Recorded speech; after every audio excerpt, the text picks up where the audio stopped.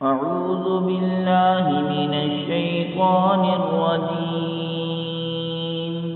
بسم الله الرحمن الرحيم. حرمت عليكم أمهاتكم وبناتكم وأخواتكم وعماتكم وخالاتكم وبنات الأخ وبنات الأخت وأمهاتكم اللاتي أرضعنكم وأخواتكم من الرضاعة وأمهات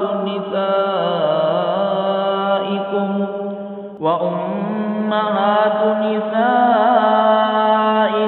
وربائبكم اللاتي في حجوركم من نسائكم اللاتي دخلتم بهن، فإن لم تكونوا دخلتم بهن فلا جناح عليكم، وحلائل أبنائكم الذين من أصلابكم وأن تجمعوا بين الأختين إلا ما قد سلف، إن الله كان غفورا رحيما۔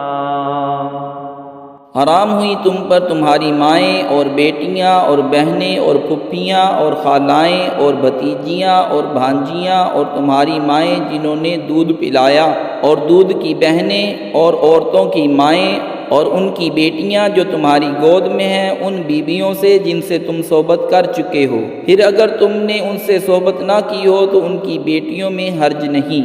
اور تمہاری نسلی بیٹوں کی بیوییں اور 2 بہنیں اکٹھی کرنا مگر جو ہو گزرا، بے شک اللہ بخشنے والا مہربان ہے۔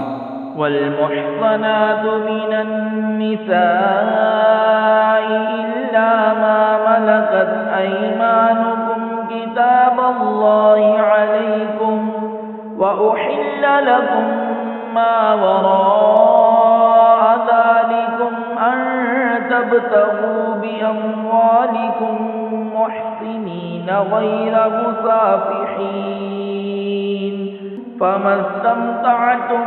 به منهن فآتوهن أجورهن فريضة، ولا جناح عليكم فيما تراضيتم به من بعد الفريضة، إن الله كان عليما حكيما۔ اور حرام ہے شوہردار عورتیں مگر کافروں کی جو تمہاری ملک میں آ جائیں، یہ اللہ کا نوشتہ ہے تم پر، اور ان کے سوا جو رہیں وہ تمہیں حلال ہیں کہ اپنے مالوں کے عوض تلاش کرو، قید لاتے نہ پانی گراتے۔ تو جن عورتوں کو نکاح میں لانا چاہو ان کے بندھے ہوئے مہر انہیں دو،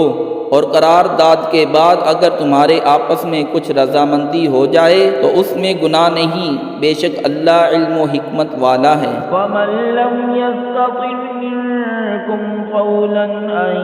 ينكح المحصنات المؤمنات فمما ملكت أيمانكم من فتياتكم المؤمنات،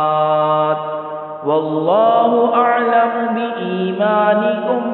بعضكم من بعض، فانكحوهن بإذن أهلهن وآتوهن أجورهن بالمعروف محصنات غير مسافحات ولا متخذات أخدان، فإذا أحصن فإن أتين بفاحشة فعليهن نصف ما على المحصنات من العذاب، ذلك لمن خشي العنة منكم، وأن تصبروا خير لكم، والله غفور رحيم۔ اور تم میں بے مقدوری کے باعث جن کے نکاح میں آزاد عورتیں ایمان والیاں نہ ہوں تو ان سے نکاح کرے جو تمہارے ہاتھ کی ملک ہیں،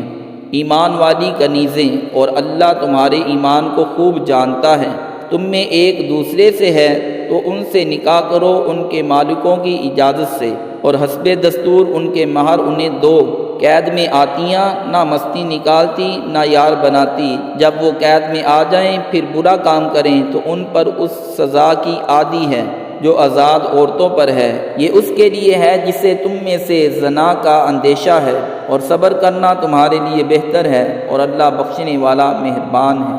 صدق اللہ